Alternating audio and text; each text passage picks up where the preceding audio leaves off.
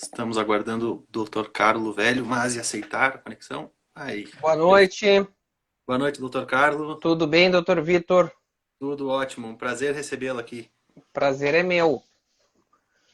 Agradeço inicialmente a participação do senhor em nome da comissão organizadora do evento, para tratar sobre um tema extremamente contemporâneo e relevante para a comunidade acadêmica e jurídica como um todo.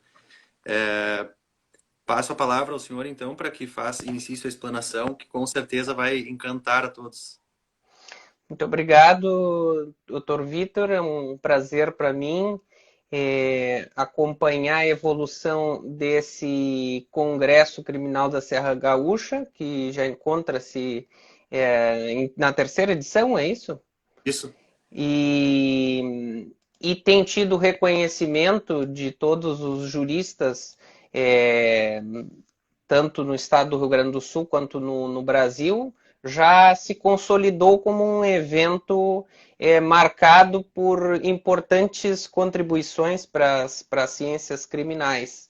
Então, mais uma edição vem a colaborar nesse sentido, desta trajetória vitoriosa dos organizadores desse importante encontro aí onde se celebra o estudo das ciências criminais. Então, me sinto muito honrado de participar de uma dessas lives que antecedem esse importante evento. E na tua pessoa, eu quero saudar então toda a organização, dizer que é uma honra para mim. Especialmente é uma honra para mim falar no dia de hoje, 11 de agosto, que é o Dia do Advogado. Então, evidentemente, eu venho aqui falar como um estudioso do direito penal, do processo penal, digamos assim. Entretanto, não posso esquecer o meu local de fala, que é a partir da advocacia criminal, e justamente este é o tema, né? Uma nova visão sobre a advocacia criminal, onde aí eu proponho esse título, Advocacia Criminal, é, Criminal Negocial, né, que vai se aplicar aos novos institutos, então, que nos últimos anos a advocacia precisou se adaptar. Mas, voltando a essa questão inicial da minha honra de poder falar no dia 11 de agosto, de destinar, então, um pequeno tempo a isso, porque o dia 11 de agosto, dia do advogado, é o dia da celebração do início do ensino das disciplinas jurídicas no Brasil, que lá em 1827, quando o imperador Dom Pedro I fundou as duas primeiras faculdades de direito no Brasil, a Faculdade do Largo São Francisco, em São Paulo, e a Faculdade de Olinda, em Pernambuco, que posteriormente cuja sede foi alterada para Recife, em 1854, deu início, então, a ao ensino do direito, ao ensino das disciplinas jurídicas em solo nacional. E até hoje, então, podemos comemorar esta data, que também coincide com o Dia do Estudante, o que, para nós advogados, não me parece que seja uma coincidência, porque é um estudante, um eterno estudante. Nós nunca podemos deixar de nos aprimorar, nunca podemos deixar de nos aprimorar nesta senda do estudo e do desenvolvimento de novas técnicas. Então, para mim, verdadeiramente uma honra poder trazer alguns conhecimentos e algumas novas perspectivas nesta data. Eu não sei se tu queres conduzir a live de forma a perguntas ou... Não, doutor, na verdade nós vamos deixar aberto a fala para o que o senhor entender que seja pertinente. O pessoal vai mandando algumas perguntas, eu vou anotando e no momento oportuno eu repasso ao senhor daí os questionamentos. Perfeito, perfeito, tá bem. Então, vamos conduzindo desta forma.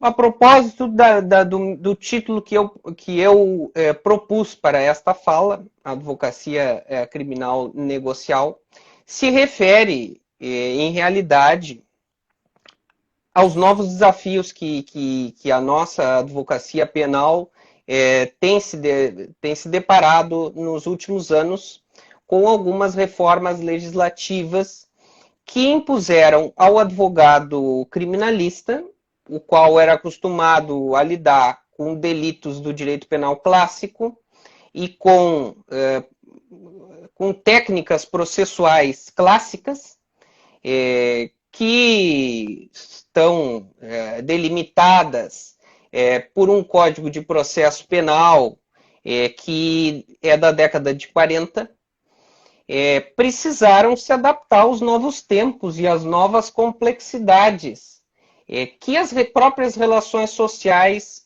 colocaram para a advocacia e para a criminalidade. Então, os delitos ficaram mais complexos na medida em que a sociedade estabeleceu relações mais complexas.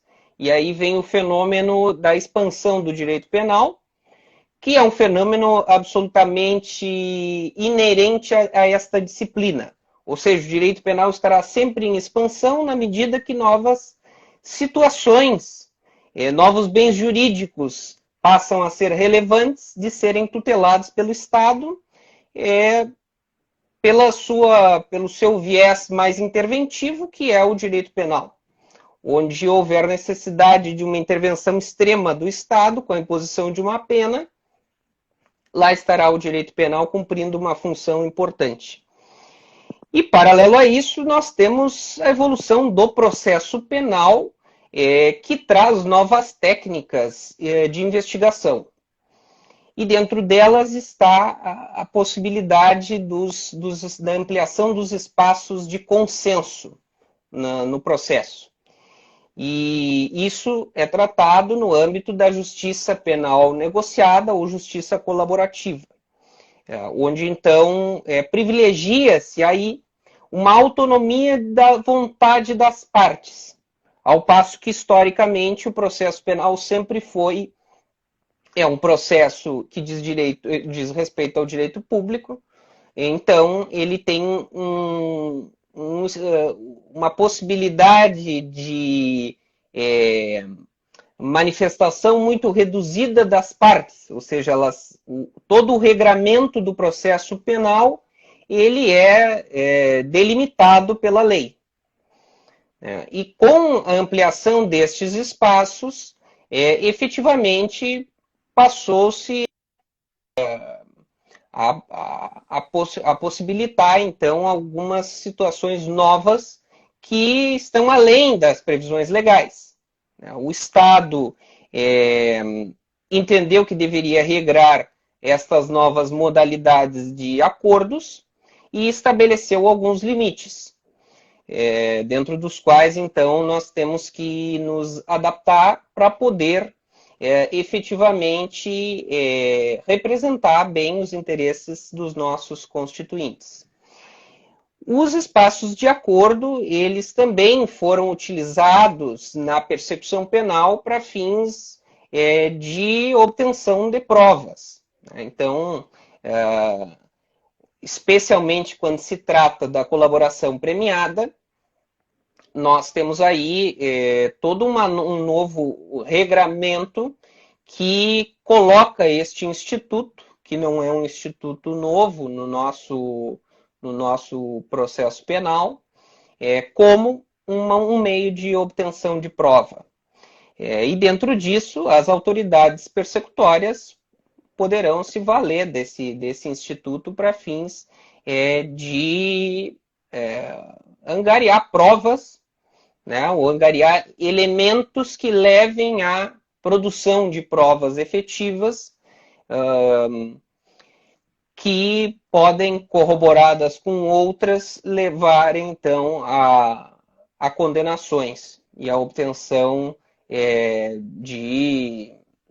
do desvendamento de determinados delitos.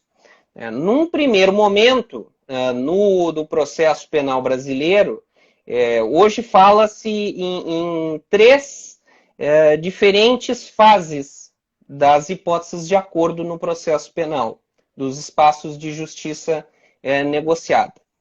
Num primeiro momento, nós tivemos, em diversas leis esparsas, previsões, então, legislativas de acordos de colaboração, primeiro, da delação premiada, de hipóteses de colaboração, em diversas leis.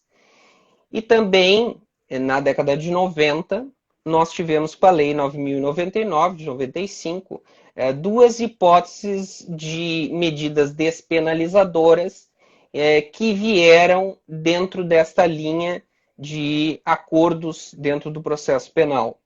Ou seja, hipóteses em que não haverá processo, ou que o processo será suspenso. A Lei 9.099 trouxe lá a composição civil dos danos, né? Trouxe a hipótese da suspensão condicional do processo e trouxe a transação penal. Então, nesta primeira fase, os advogados tiveram que se deparar com figuras que colocavam em xeque todos aqueles pressupostos de atuação que nós tínhamos até então, onde aí passou o advogado a ter que analisar o processo de outra maneira. Isso para delitos de menor potencial ofensivo, né? E nos casos de transação de suspensão condicional do processo, naquelas hipóteses previstas em lei, mas também de crimes menos graves, né? Isso colocou pela primeira vez a necessidade de os advogados criminais no Brasil terem que fazer uma análise de custo-benefício do processo.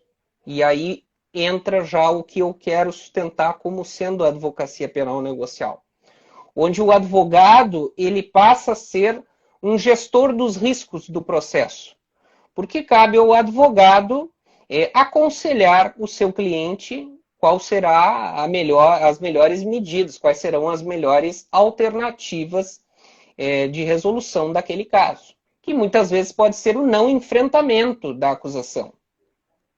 Pode ser o não enfrentamento, pode ser a assunção da responsabilidade, pode ser uma transação, pode ser uma suspensão, a colaboração, enfim. Estes mecanismos de consenso vêm numa linha de possibilidades de atuação defensiva. Então, eu enxergo esses mecanismos como possibilidades que a defesa tem, se bem utilizadas, de resolver o conflito da melhor forma possível para o cliente, para o investigado ou para o réu dentro do processo. Então, os advogados hoje, embora tenha sofrido muita controvérsia e vários desses institutos, quando inicialmente foram introduzidos, sofreram diversas críticas por parte da advocacia, especialmente. Também, por outro lado, nós tivemos a oportunidade de nos adaptar a essas novas realidades. E isso não é só no processo penal brasileiro, como na realidade o Brasil acaba absorvendo alterações legislativas que vêm em toda a América Latina e que encontram há muito tempo paralelos na Europa continental e mesmo nos Estados Unidos. Quando nós falamos no sistema norte-americano, aí nós vamos ver que a grande maioria dos processos, aliás, dos casos penais, nunca viram processo, nunca chegam efetivamente a ir a julgamento pelas cortes. Há um dado de algumas pesquisas que diz que chega a mais de 90% as hipóteses de acordo na justiça criminal norte-americana. Então, é evidente que o Brasil, mais cedo ou mais tarde, absorveria esses anseios. E isso vem, obviamente, com a necessidade de que os advogados se adaptem a essas novas questões que se colocam. Após esta primeira fase de acordos dentro do processo criminal, o professor Bruno Menezes veio, então, em 2013, a regulamentação da colaboração premiada por parte da Lei 12.850, que é a Lei das Organizações Criminosas. Então, ali passou a haver um regramento muito mais específico das hipóteses, né, em que a defesa poderia aderir ao acordo e dos regramentos. Dr. Diego Jardel Boff. E aí se expandiu para fora daqueles delitos que estavam nas leis especiais, que, por exemplo, a lei de tóxicos previa a possibilidade de acordo muito antes, né? Mais uma década antes de ele ser totalmente regulamentado. E aí passou, então, as hipóteses de acordo a serem efetivamente regradas por essa Lei 12.850, que é uma lei muito importante para o processo penal brasileiro, porque atualizou os meios de obtenção de prova. Então, ali se passou a ter vários outros meios perceptórios ali investigativos, em que se possibilitou, com previsão legal, da colheita de determinados indícios para uma investigação criminal. Aquilo ali foi, efetivamente, como bem sabe o meu amigo perito Kleber Miller, que a Lei das Organizações Criminosas trouxe, então, previsões muito importantes para a situação envolvendo os crimes mais complexos, né? Crimes que são praticados por verdadeiras organizações que têm ramificação com o setor público, que têm ramificações com outros estados. Então, existe uma complexidade nas investigações que envolvem esse aparato de criminalidade, que é uma criminalidade que foi se tornando cada vez mais difícil de ser combatida, né? De ser investigada também. E ali os advogados precisaram tomar conhecimento dessa legislação para poder fazer as defesas e para poder orientar bem os seus clientes. Então, a Operação Lava Jato foi, de fato, um marco não só no enfrentamento da criminalidade organizada, como também nos regramentos de acordos colaborativos dentro do processo penal. E é por isso que eu sempre digo que, a partir destes precedentes, do momento em que surgiram essas mega operações e que isso começou a se reverter em acordos, o advogado criminalista que quer atuar dentro desta seara, ele vai precisar estudar muito mais do que apenas os regramentos legais. Ele vai precisar estudar os precedentes que envolvem os acordos de colaboração, porque muitas dessas questões não estão previstas em lei. E nem nesta terceira fase, que é o que a doutrina tem chamado, que é a fase inaugurada agora pelo pacote anticrime, com a Lei 13.964 de 2019, que trouxe algumas padronizações novas para o acordo de colaboração. Nem nesta nova fase nós vamos escapar de algumas questões que serão delimitadas pela prática jurídica, né? Então, vai ser a prática forense que vai nos trazer algumas respostas, né? E também, com o pacote anticrime, surge o novo instituto, para o qual havia uma lacuna legislativa bastante relevante, que é do acordo de não persecução penal, que se aplica, então, aos crimes de médio potencial ofensivo. Então, apenas fazendo uma contextualização disso que eu venho a chamar de advocacia penal negocial, o advogado criminalista brasileiro primeiro precisou se deparar com uma primeira geração de legislações que se aplicaram aos crimes de menor potencial ofensivo, os quais até hoje nós estamos discutindo algumas questões, como se é direito subjetivo do acusado ou não, o acesso a esses acordos.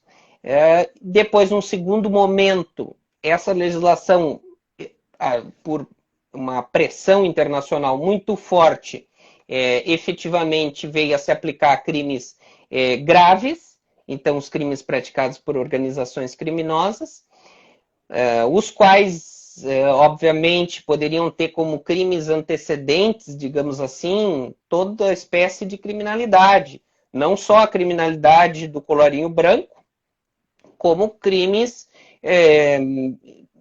do direito penal clássico, crimes violentos. Né? Quando nós falamos de grandes facções criminais ou organizações que dominam o sistema carcerário brasileiro, nós estamos falando efetivamente de organizações previstas lá na Lei 12.850, que antes praticamente passavam lá por aquilo que nós tínhamos assim na Convenção de Palermo. Né? Então, assim, não existia no direito penal brasileiro uma possibilidade de nós efetivamente perseguirmos estas organizações. Mas falando especificamente do advogado, então agora surge uma terceira etapa que consolida a necessidade do advogado criminalista ter que se deparar com a possibilidade de orientar o seu cliente a firmar acordos com a parte adversa, ou seja, a acusação. Né? Ou não, né? Pode ser em casos de ação penal privada também. Mas por que eu digo isso?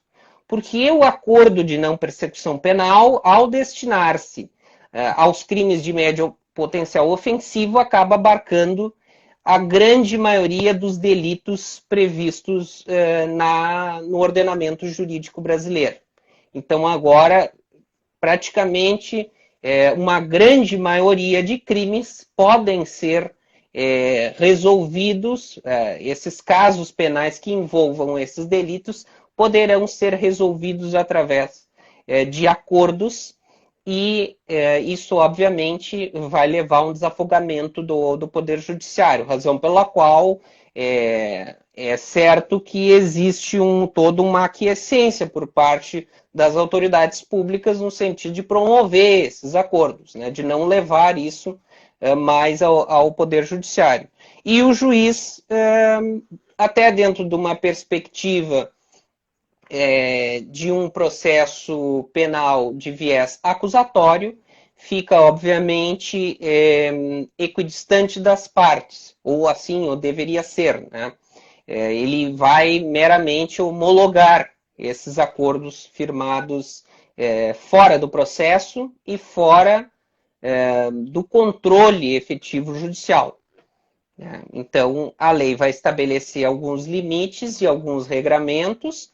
A Lei 13.964, no que se refere à colaboração premiada, trouxe uma série de novas diretrizes para as próprias tratativas do acordo, o que é bastante relevante para a advocacia, porque geralmente quem vai propor ou quem vai colocar essa possibilidade pela primeira vez de haver um acordo, o caso ir por um viés de acordo de acordo de colaboração ou de acordo de não persecução, vai ser a defesa, vai ser o advogado que vai apresentar esta alternativa ao seu cliente. E aí ele vai precisar conhecer os requisitos, os fundamentos legais, para que ele possa levar isso à apreciação do Ministério Público. Então, obviamente, a advocacia criminal, no que tange aos aspectos negociais, vai ter que se adaptar a esses novos regramentos. Nós, antes, evidentemente, houve todo um movimento de tentativa de se alegar que essas questões seriam inconstitucionais, etc., etc. Isso são questões bastante pontuais que vão se discutir em aspectos específicos dos regramentos legais. Mas, num todo, os acordos vieram para ficar, e isso é o que os autores colocam como um ponto de não retorno. Ou seja, nós não iremos retornar nesta situação. Né? Nós vamos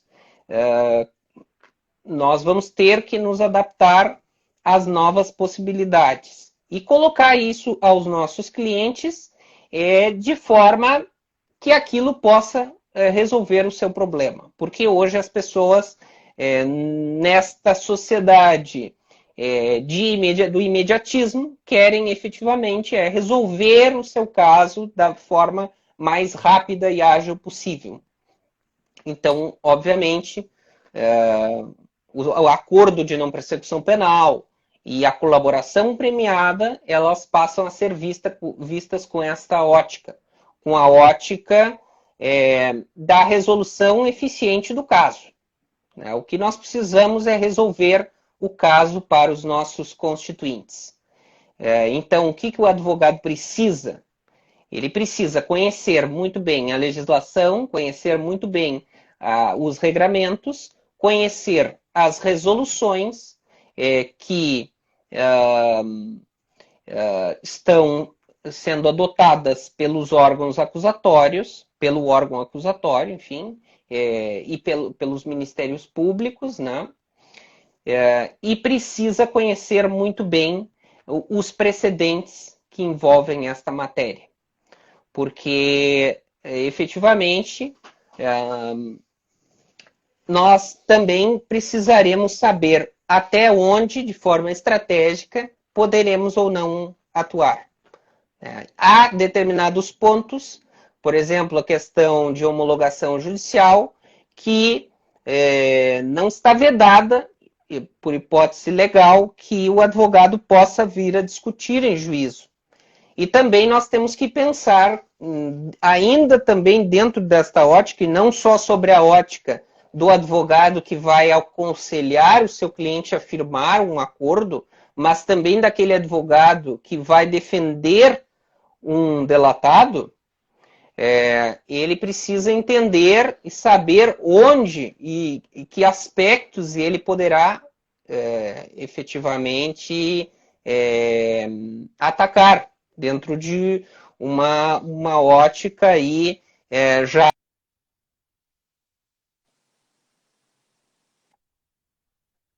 Nós vamos. A advocacia penal terá que passar por terá que se colocar de duas formas. Né? Uma advocacia consultiva e uma advocacia contenciosa. E o advogado criminalista ele vai ter que, de alguma forma, dominar as duas áreas. Por quê? Porque ele precisa saber como seria estar do outro lado. O exercício que nós fazíamos no direito penal clássico, né? Como pensa a acusação neste caso? O que eu, como promotor, faria se estivesse nesta situação? E vamos ter que saber até que ponto o juiz pode determinar uma pena aqui ou ali. Então, eu preciso saber, para estabelecer um cálculo de custo-benefício, o advogado precisa conhecer as possibilidades que aquele caso efetivamente coloca. Então, isso se descobre através da análise dos precedentes e não só do conhecimento legal sobre a matéria. Nós temos que saber, este processo pode redundar em tal ou tal condenação. Nós estamos falando aqui de tantos anos de prisão, ou nós estamos falando aqui de um regime fechado, ou um regime semiaberto, ou regime aberto, porque eu preciso fazer este cálculo e colocar ele de forma muito clara para que o meu cliente possa efetivamente escolher o que ele entende que é melhor para ele, ou que ele possa dizer, o que o senhor acha que eu devo fazer nesta hipótese? Estão me acusando disso, e disso e disso. O que eu devo fazer? E o advogado está ali contratado para isso. Essa é uma advocacia consultiva nesse sentido. Nós precisamos ter a visão do que vai acontecer naquele caso. Muitas vezes, obviamente, será difícil ter uma previsão do futuro. Até porque, cada vez mais, nós temos visto um desrespeito a precedentes no Brasil. Então, não se leva os precedentes a sério. Mesmo súmulas vinculantes, muitas vezes são descumpridas. Até o próprio ministro Rogério Schietti, esses dias, em uma conferência no Conselho da Justiça Federal, disse que um determinado Tribunal de Justiça, que era o Tribunal de Justiça de São Paulo, descumpria sistematicamente as decisões do Superior Tribunal de Justiça. Isso acontece diariamente. Nós que atuamos na advocacia, nesta advocacia do dia a dia, sabemos que isso acontece. Então, os juízes descumprem.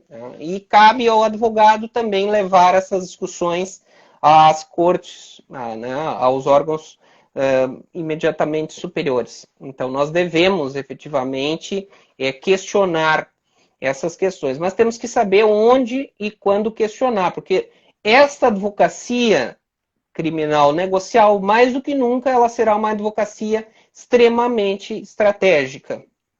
Uma advocacia em que nós teremos que refletir muito bem antes de tomar qualquer medida. Nós não podemos atuar da mesma forma que atuávamos no direito penal clássico, onde há um embate muito relevante entre acusação e defesa, onde praticamente todas as medidas da acusação têm o viés de produzir a condenação do réu, e todas as medidas da defesa são para proteger direitos do réu. Então, o processo penal clássico se colocava desta forma, como um regramento que visava impedir a imediata imposição de uma pena sobre o indivíduo. Essa é a gênese do processo penal. A criação de mecanismos que barram o poder do Estado. Então, o processo penal foi sempre pensado desta forma. Só que houve uma alteração nisso, e agora o processo penal começa a ser pensado como um meio de tornar mais eficiente a aplicação da justiça também. E o advogado terá que atuar dentro desta nova perspectiva, que é uma perspectiva que se coloca para todos os atores processuais. Então, nós teremos que saber como lidar com essas novas situações que se colocam.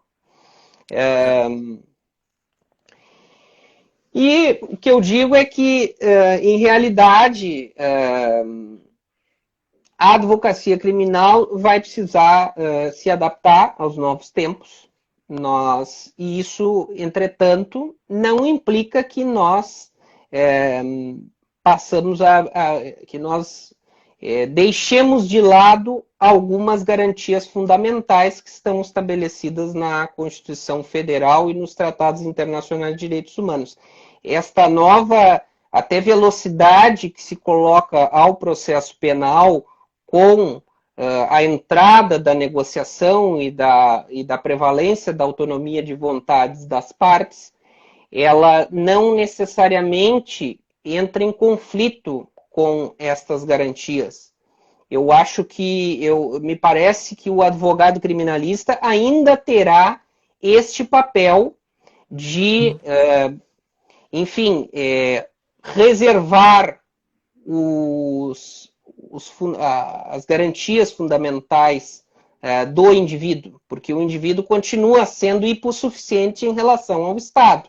O Estado sempre terá uma capacidade muito superior de tratar as questões penais, né? De se colocar frente ao indivíduo com uma possibilidade de investigação que a defesa não tem contrapartida, embora nós tenhamos agora uma resolução da Ordem dos Advogados do Brasil permitindo a investigação defensiva, ainda não temos uma efetividade de conseguirmos nos igualar aos órgãos persecutórios, tanto à polícia quanto ao Ministério Público, em termos de investigação.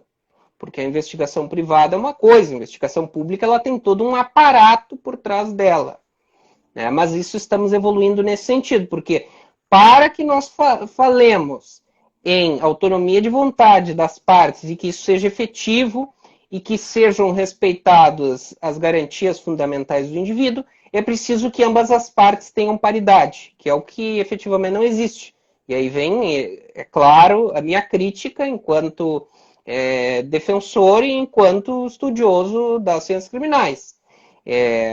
Nós também não podemos falar numa igualdade de condições de negociação hoje em dia, porque tanto o Ministério Público não tem o dever de disclosure, né, o dever de apresentar todas as provas que possui, como ocorre no paralelo nos Estados Unidos, nas hipóteses do plea bargain que eles têm. Hoje o Ministério Público pode eventualmente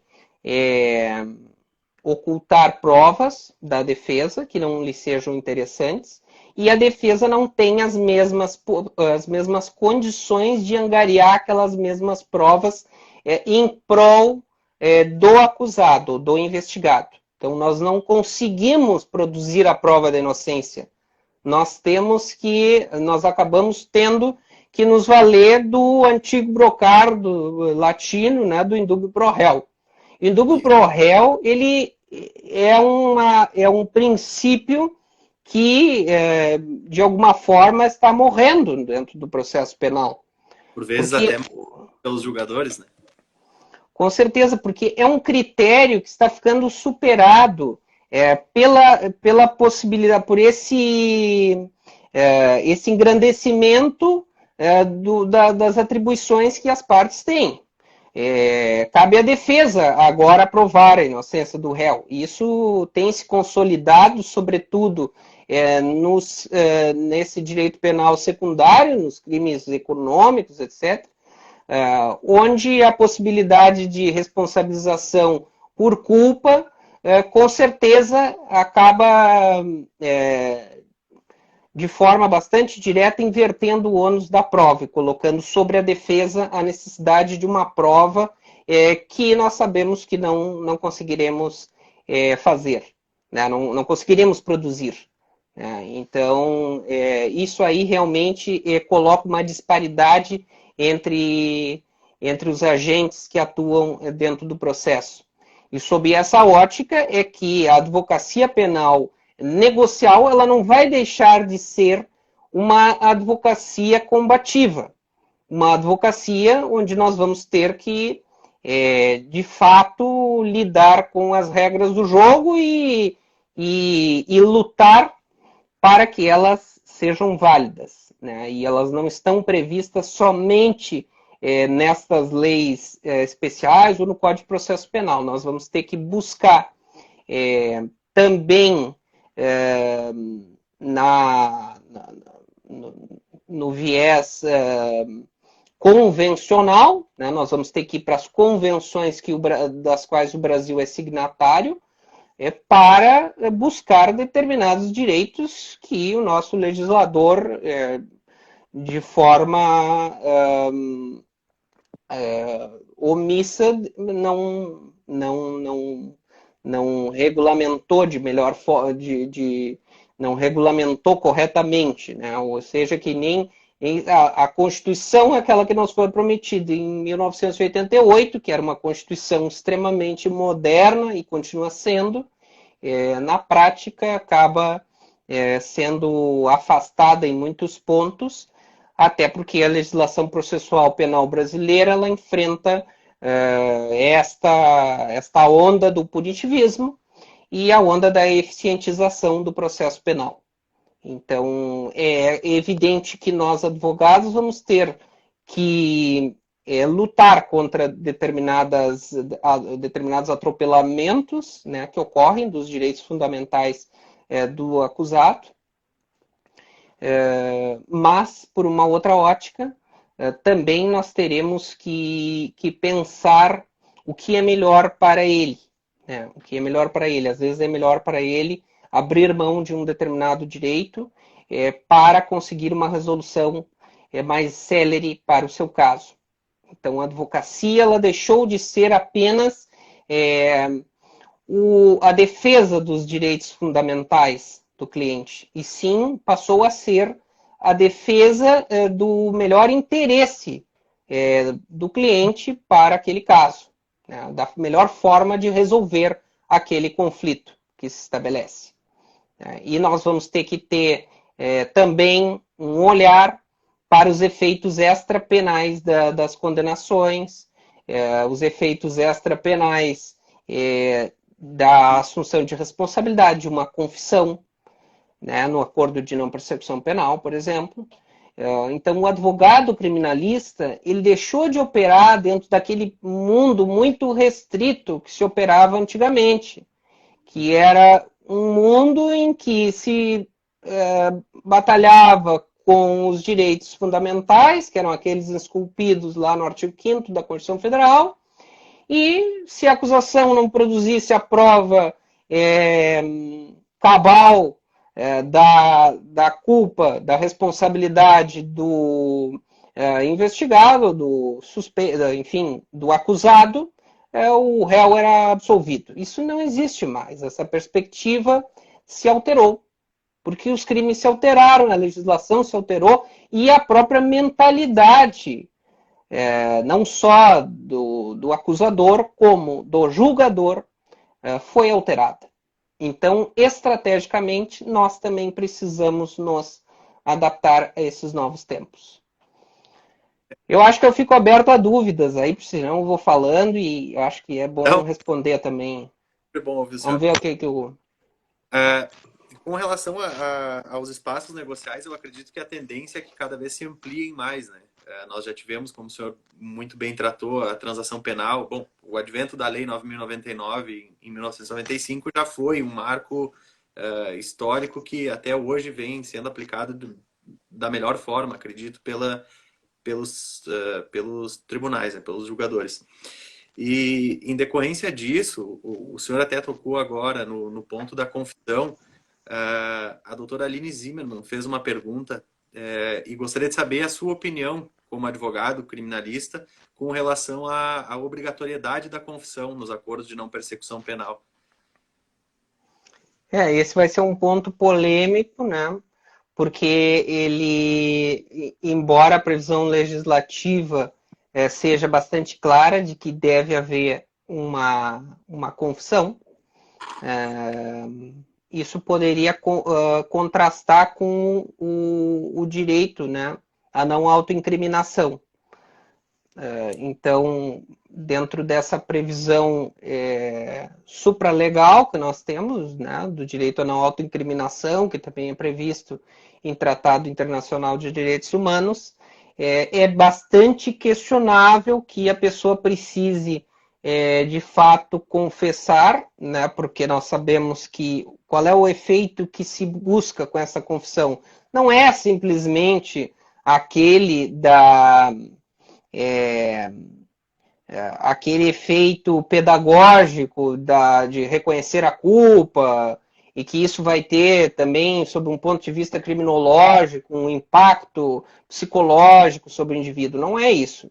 O efeito da confissão é que ela poderá efetivamente ser usada posteriormente para uma eventual indenização ou uma eventual responsabilização na esfera administrativa, etc, etc.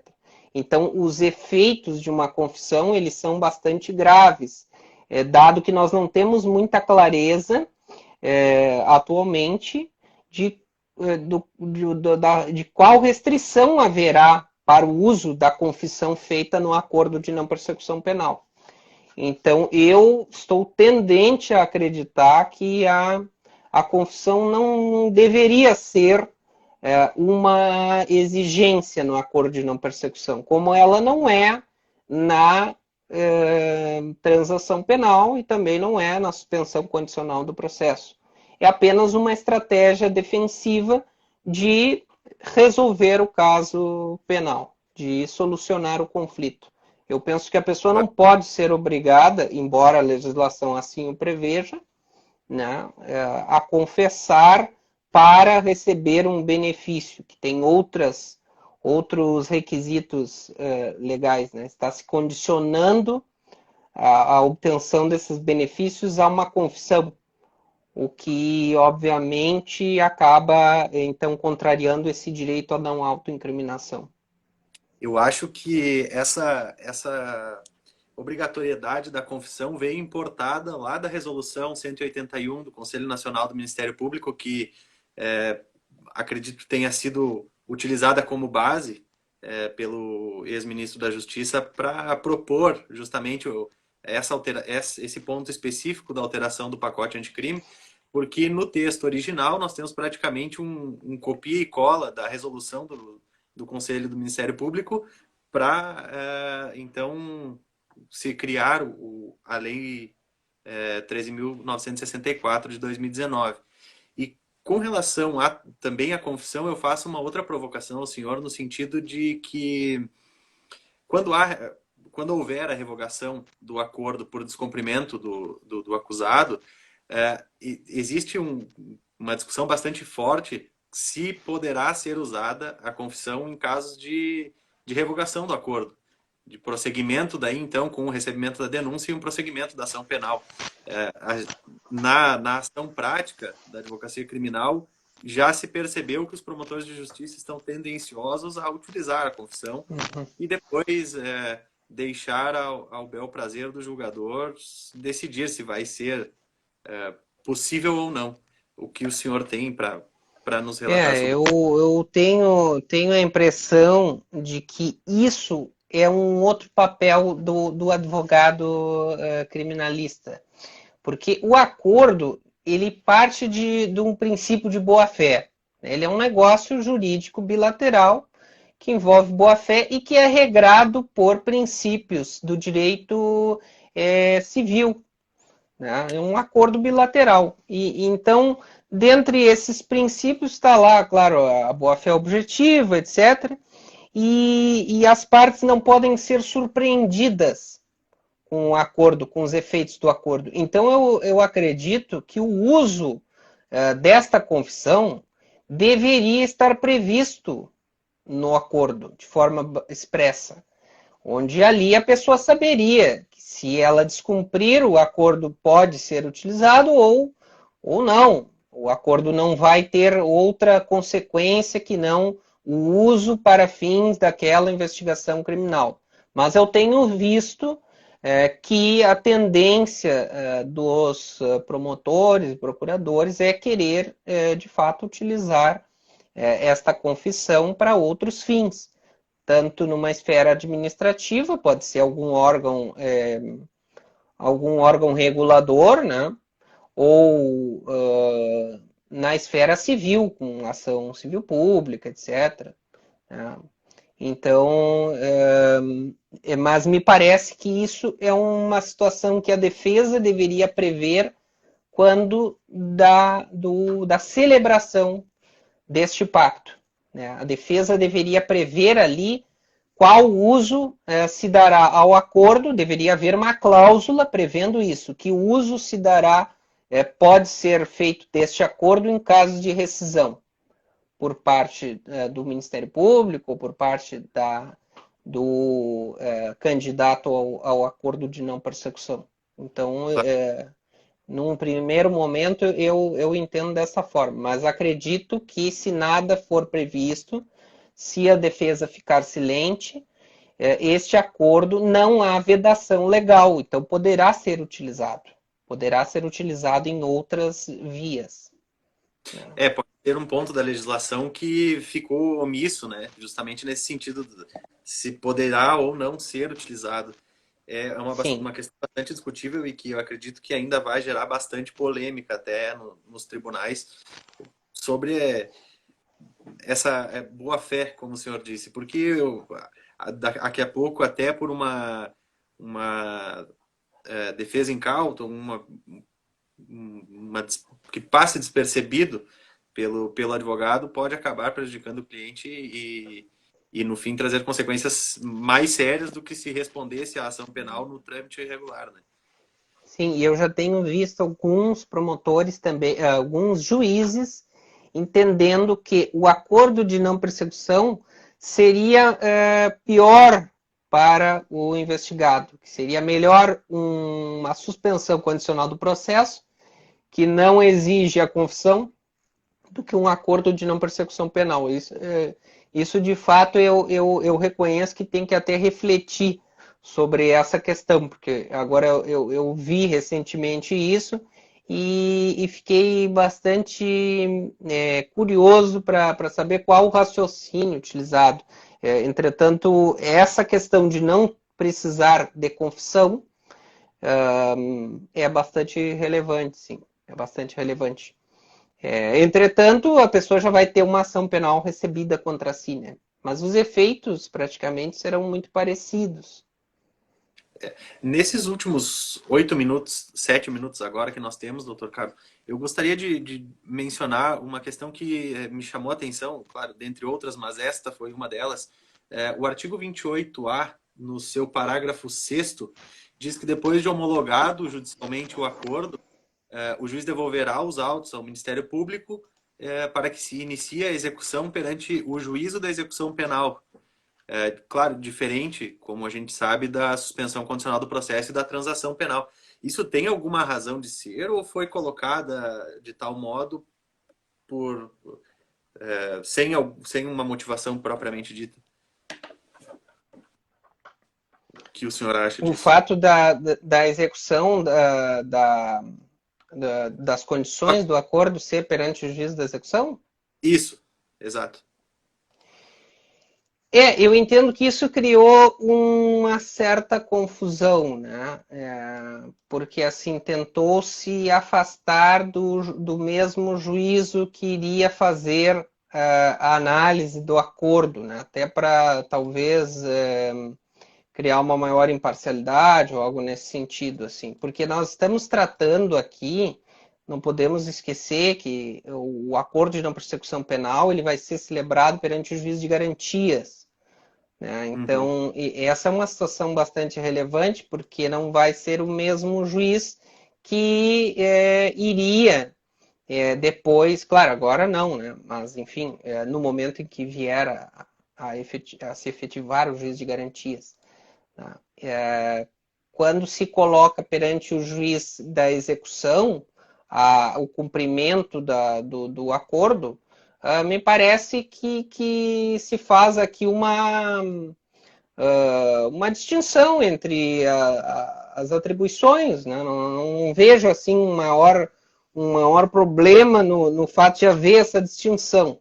Né? O juiz da execução ele está mais afeito ao controle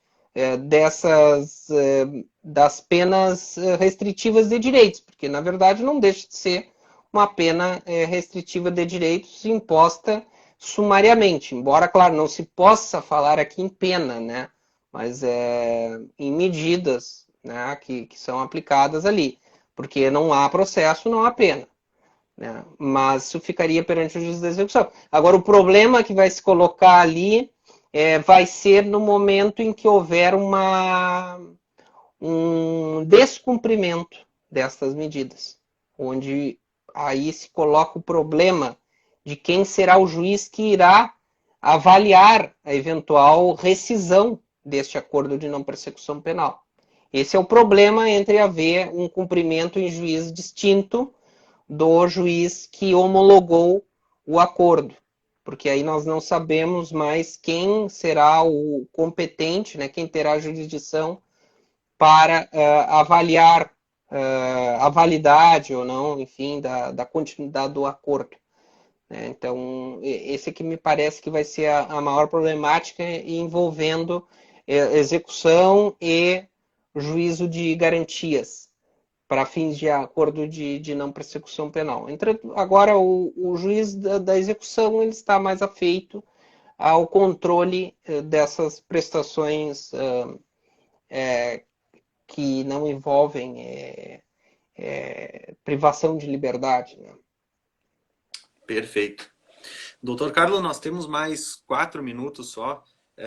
Infelizmente, eu queria então agradecer a sua participação, agradecer o nosso convite, a sua aceitação ao nosso convite, que de pronto aceitou e sugeriu um excelente tema, que inclusive queria parabenizá-lo também pela escolha do tema, porque até agora vi muito tratar do acordo de não persecução penal de um panorama geral, mas de forma direcionada à advocacia criminal, eu deixo meus parabéns porque foi uma excelente explanação, um excelente tema, e peço ao pessoal que siga a página do Congresso, agradeço a participação de todos, agradeço a participação do Dr. Carlos, em nome da comissão organizadora do evento.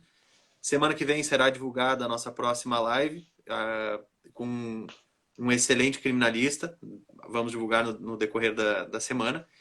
E aproveito também a oportunidade para dizer que o nosso congresso, esse ano, em razão do distanciamento social e das medidas que tiveram que ser adotadas em detrimento da pandemia, vai ocorrer de forma online e teve uma alteração também nos dias em que o congresso acontecerá. Tá? Será na última semana de outubro, posteriormente nós divulgaremos a data corretamente. E então é isso. Doutor Carlos, muito obrigado. Muito obrigado Muito pela obrigado. Muito obrigado, doutor Vitor, pelo convite.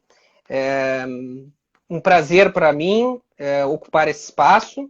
Desejo que seja um excelente congresso, desejo que as lives continuem nesse nível que eu vi dos participantes anteriores. E por mensagem final, acerca do meu tema, eu queria dizer apenas que nós, advogados criminalistas, sempre fomos negociadores, somos negociadores por natureza. Então, é evidente que vamos ter que dominar outras técnicas de negociação que estão fora da advocacia criminal clássica. Mas isso é uma imposição dos novos tempos. Temos que dialogar com outras áreas da advocacia e outras áreas do direito. Isso cada vez mais é imprescindível à advocacia criminal negocial que se estabelece na atualidade. Então, eram essas as mensagens que eu queria trazer. Muito obrigado novamente pelo convite e desejo sucesso à organização. Eu é que agradeço, doutor Carlos. Obrigado pelo convite. Até Uma mais. boa noite e um grande abraço a todos. Abraço.